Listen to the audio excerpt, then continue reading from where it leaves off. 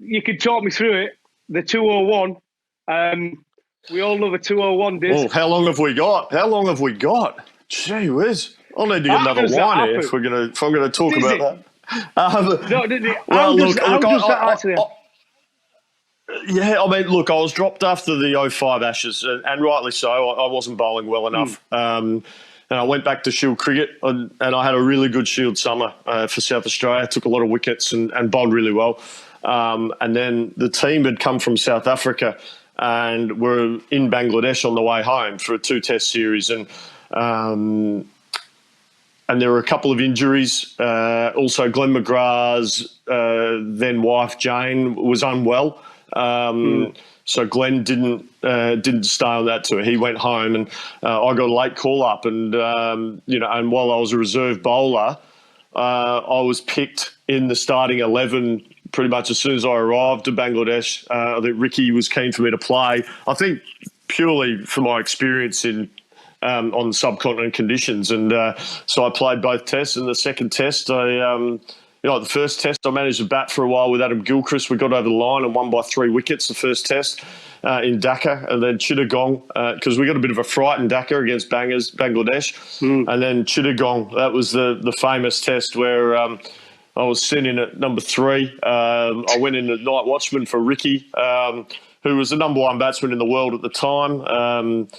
How I start my sportsman's night story, Goffey, I say I get a tap on the shoulder by our captain, who happens to be the number 1 ranked batsman in the world by the ICC ratings, and he says, Diz, and I say, Rick, and he says, I can't do it. I said, Rick, what can't you do? He said, mate, I can't go out and face these Bangladeshis. If we lose a wicket, I mean, look, the ball's spinning, it's the seamers are seaming it everywhere, it's overcast, it's dark, I can't do it. I need you to do my job for me. I say, Rick, I'm happy to do your job for you, mate. And so I put the pads on, I get out there, and I get through that first night, and then I get through 3 other nights. That's unbelievable. I mean, it's everybody's dream, isn't it, Diz, really? Let's be honest, I would have loved to get I've got a first-class 100, but I've not got a test 100. And the nearest I got was my debut, where I was flying against the Kiwis, and I thought I was smashing them to all parts, and I got caught cover for 60, I think it's 65. I was gutted. When I look back now, I threw away 100 there because I was absolutely smacking it. But you didn't just get 100, mate. You got 201. Was there ever a point in that game where you thought, I've had enough here now, let's get the proper players in?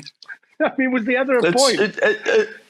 Yeah, it's interesting you say that, because it was disbelief. I just kept batting. I had a simple plan. Like, I knew the ball. I joke around and say it was a snake pit. It was spinning and bouncing and doing everything, but it was a pretty docile wicket.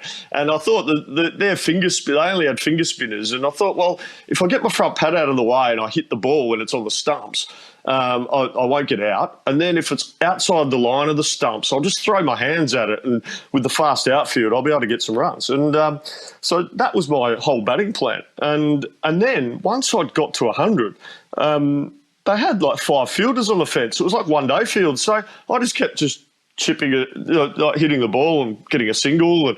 And my second 100 came off 120 balls or something. So I just kept knocking it around and getting singles. I'm thinking, no, this is a piece of cake. But it was really bizarre. And I kept thinking, surely, I'm going to get the call here to start slogging and get out so that the rest of the boys can bat.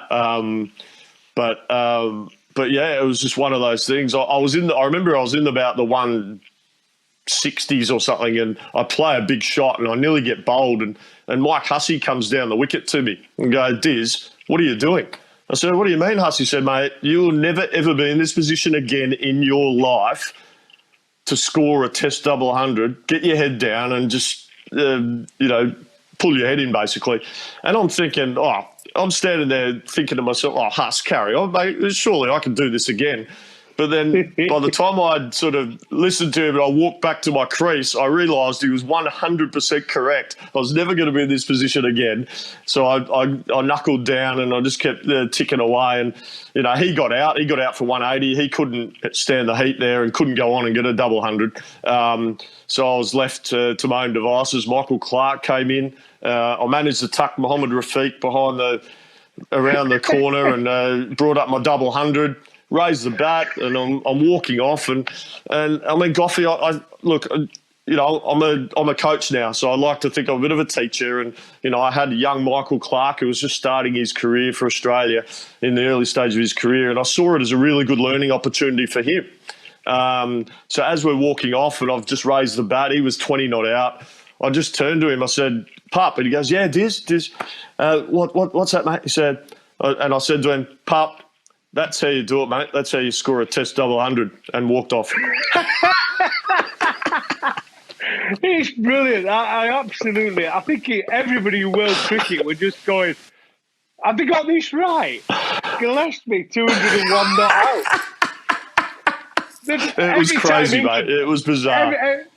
Every time England went to Bangladesh, they got skill for 150. You got 201 in one knock.